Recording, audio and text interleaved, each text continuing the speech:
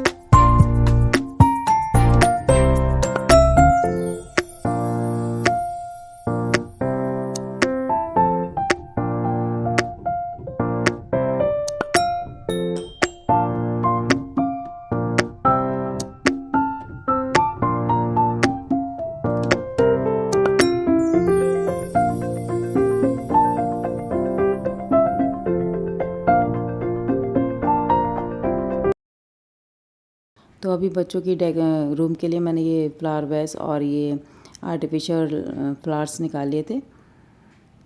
तो ये प्लास्टिक का है। वैसे तो मैं समझी शायद वीडियो में तो मुझे सेरेमिक का लग रहा था, लेकिन जब आया तो प्लास्टिक का था। ये होता है ना कि वीडियो देखकर, पिक्चर देखकर हम इतने एक्साइटेड होते हैं कि सोचते हैं बहुत अच्छी चीज़ होगी। अच्छा, वीडियो में इसका यह है कि बहुत अच्छा दिखाया जाता है, जूम करके बहुत अट्रैक्शन के साथ दिखाया जाता है ताकि कस्टमर जो है वो फंस जाए जाल में। तो मेरे साथ भी ऐसा हुआ। कुछ प्रोडक्ट्स ऐसे थे कि मुझे देखने में तो साइड में बहुत अच्छे लग रहे थे, लेकिन जब मैंने रिसीव किए तो इतना दिल खुश नहीं हुआ उन्हें देखकर, क्योंकि वैसे नहीं निकले जैसे मैं एक्सपेक्ट कर रही थी। तो पैसे भी ज़ाया हुए मेरे, लेकिन थोड़ी अक्ल भी आ गई कि अब इस तरह के मुझे प्रोडक्ट्स नहीं मंगाने हैं। और वैसे भी अब मैंने मंगाना बंद कर दिया है टेमू से। मैं जाके आसपास के मॉल से ही ख़रीद लेती हूँ। टेमू से मैंने कम्प्लीटली बंद कर दिया है। वो 3 जो पार्सल थे, बस यही मेरा फर्स्ट एंड लास्ट ऑर्डर था यहाँ पर।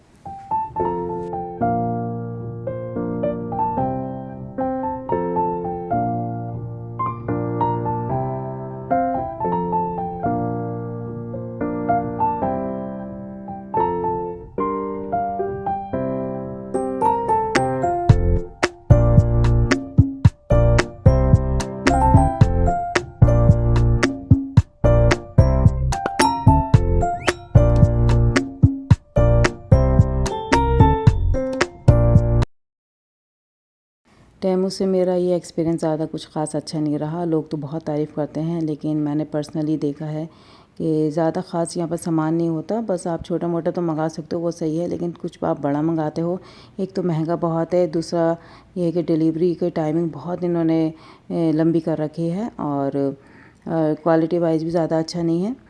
तो अब मेरी तरफ से बाय बाय है टेमू को।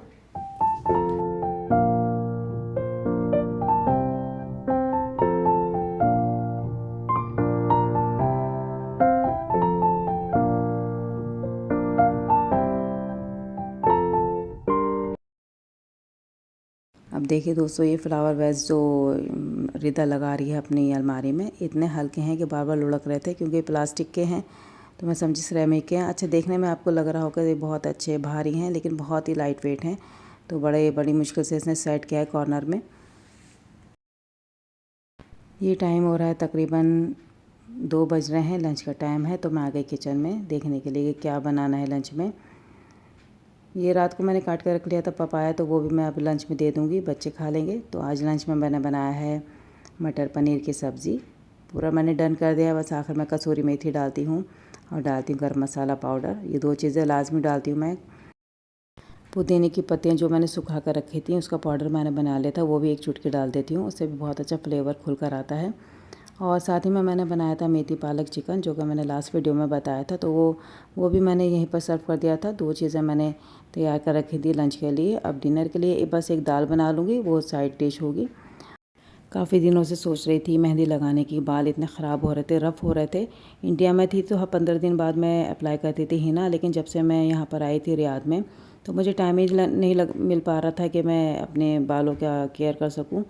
तो आज मुझे टाइम मिला तो मैंने झटपट रात को ही भिगो दी थी मेहंदी, सुबह मैंने मेहंदी लगा ली थी। 4 घंटे मैं लगा कर रखती हूँ, और इसी बीच में सारे काम करती फिरती हूँ। सफाई के हुए, या फिर किचन का कुछ काम हुआ, या बच्चों का कुछ काम हुआ, सारे काम मैं इसी दौरान कर लेती हूँ कि मेहंदी पे लगी रहती है और मेरे काम भी निपट जाते हैं।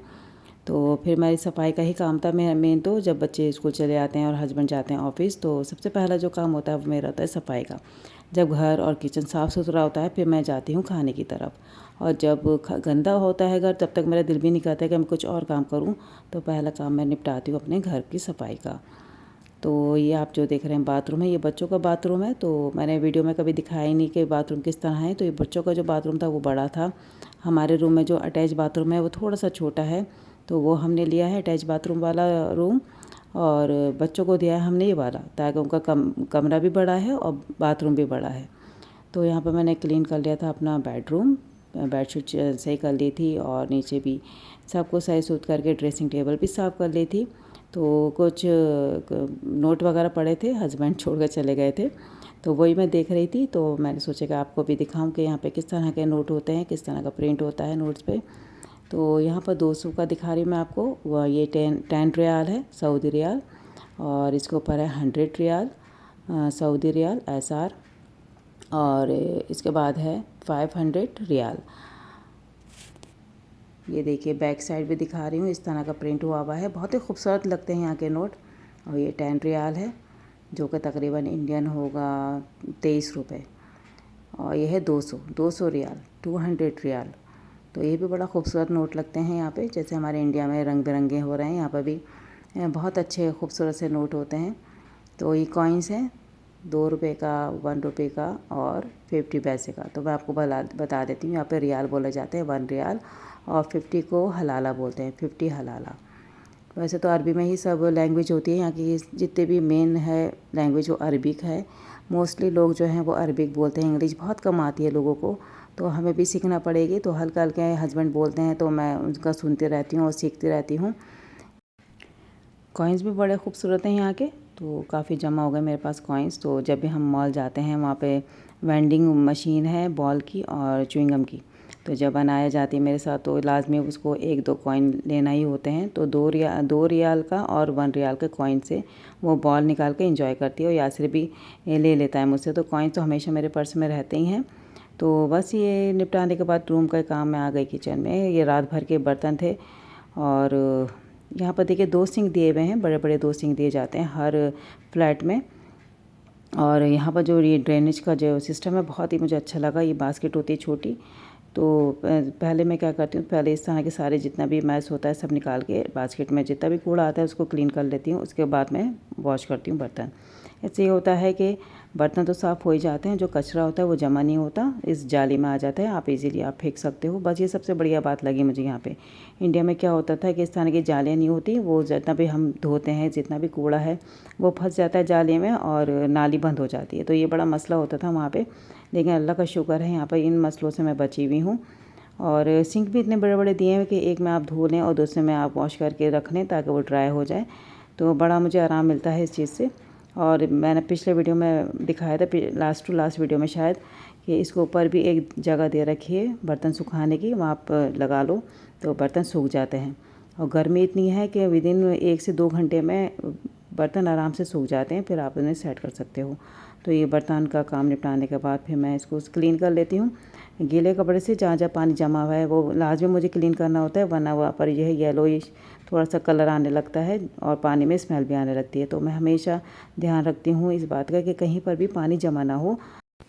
काउंटर एरिया भी मैं टाइम टू टाइम साफ़ करती रहती हूँ। एक गीला कपड़ा रहता है, एक सूखा कपड़ा रहता है मेरे पास, तो हमेशा मैं साफ़ रखती हूँ। क्योंकि अगर हम साफ़ नहीं रखेंगे ना तो यहाँ पर ये होता है कि जितने भी ज़र्रात गिरते हैं खाने पीने के, तो बहुत जल्दी कॉकरोचेस आ जाते हैं और चींटियाँ बहुत हैं यहाँ पे।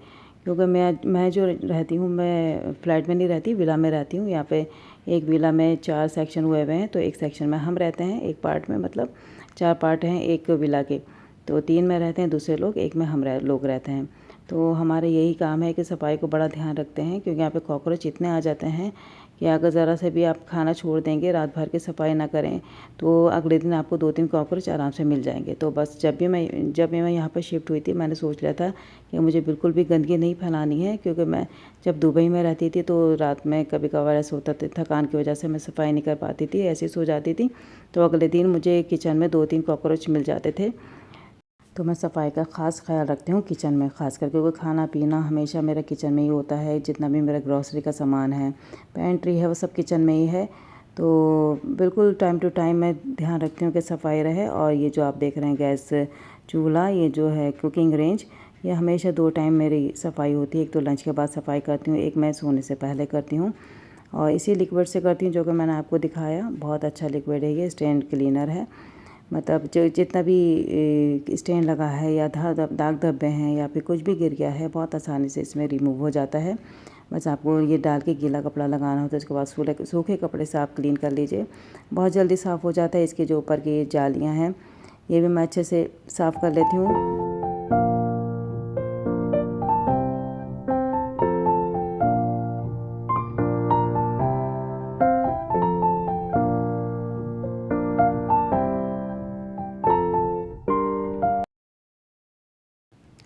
अब मैं साफ़ कर रही हूँ ये ऑयल।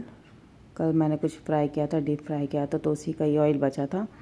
तो मैंने एक बहुत बारीक छलनी ली है, उसमें डाल दूँगी ऑयल। तो जितना भी ये बचे हुए पार्टिकल्स हैं वो इस छलनी में आ जाएंगे, और जितना भी साफ़ ऑयल है वो नीचे आ जाएगा, ताकि रीयूज़ कर सकूँ ऑयल रीयूज़ करती भी हूँ। जब भी मुझे सालन बनाना होता है तो पहले ये वाला ऑयल यूज़ किया जाता है, उसके बाद मैं नया वाला डालती हूँ।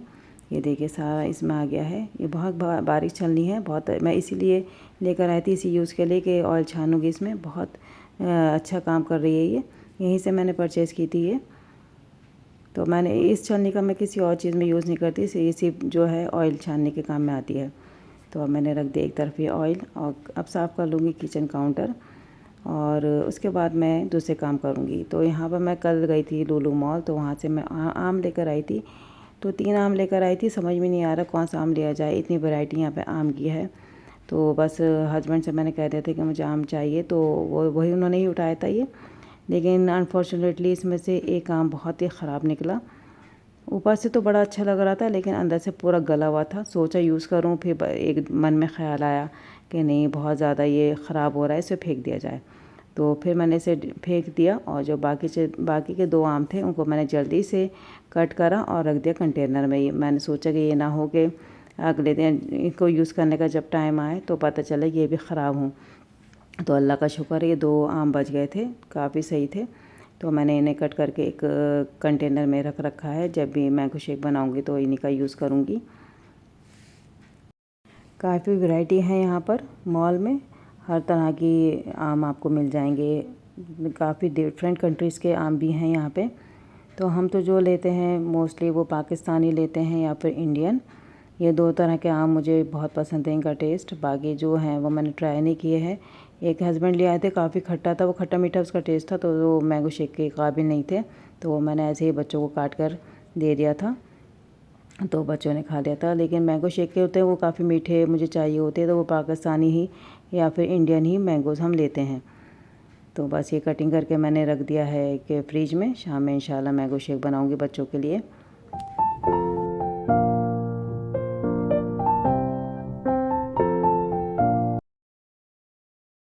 रिदा को कुछ मंचिंग करने का दिल कर रहा था, तो वो पूछने लगी कि मम्मा कुछ नमकीन है। तो मेरे पास ये छोटा सा पैकेट पड़ा था, क्योंकि ग्रॉसरी मुझे लानी थी, कुछ था नहीं घर में, तो मैंने सोचा यही पैकेट इसे दे देती हूँ। तो ज़्यादा नहीं है, बहुत छोटा सा इसमें होता है, कटोरी छोटी मिनी कटोरी है ये, इसमें आ गया। तो मैंने कहा चलो थोड़ा सा सहारा हो जाएगा। ये थोड़े स्पाइसी होते हैं, छोटे से बिस्किट्स हैं स्पाइसी वाले, तो ये मैंने इसे दे दिए थे। और फिर मैं लग गई डिनर की तैयारी में। ये जो टाइम हो रहा है तकरीबन हो रहा है 6 बजे, 6 से 7 बज रहे होंगे, तो तब मैं तैयारी कर रही हूँ डिनर की।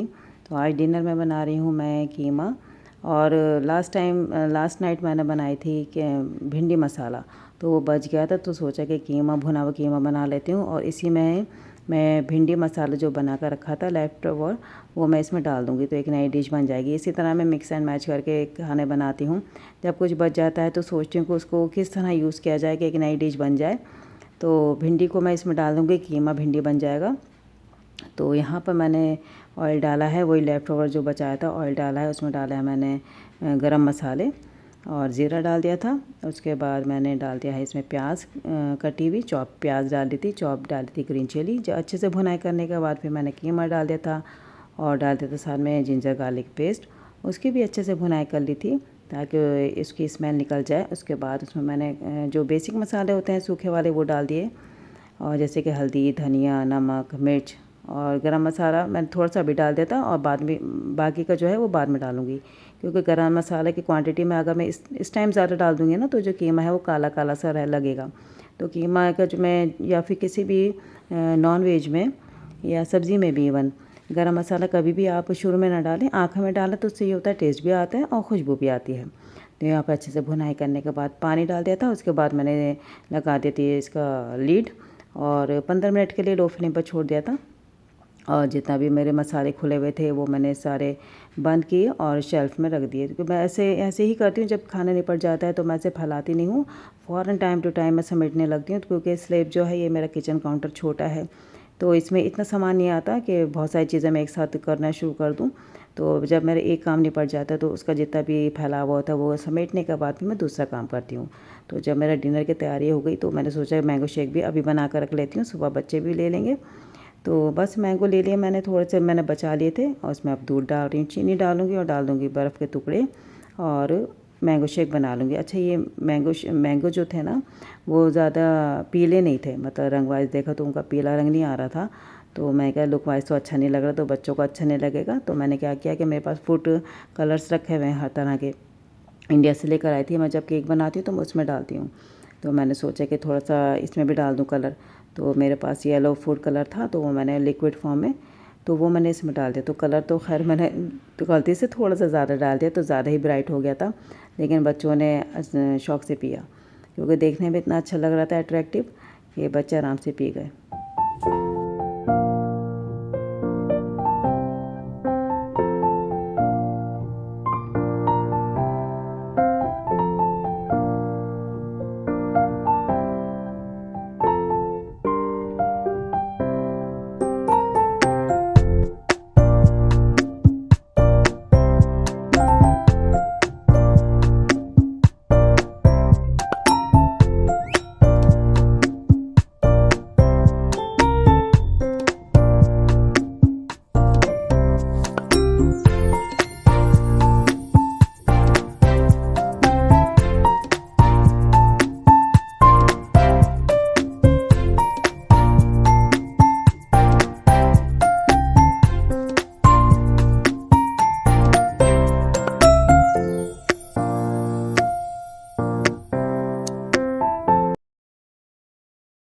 चलिए दोस्तों, कीमा भी आराम से गल गया है। अब इसमें मैं डाल दूँगी ये भिंडी मसाला, और थोड़ा सा चलाऊँगी, ज़्यादा नहीं चलाना है, क्योंकि भिंडी ऑलमोस्ट पकी भी है, तो अगर हम ज़्यादा चलाएँगे तो टूट जाएगी।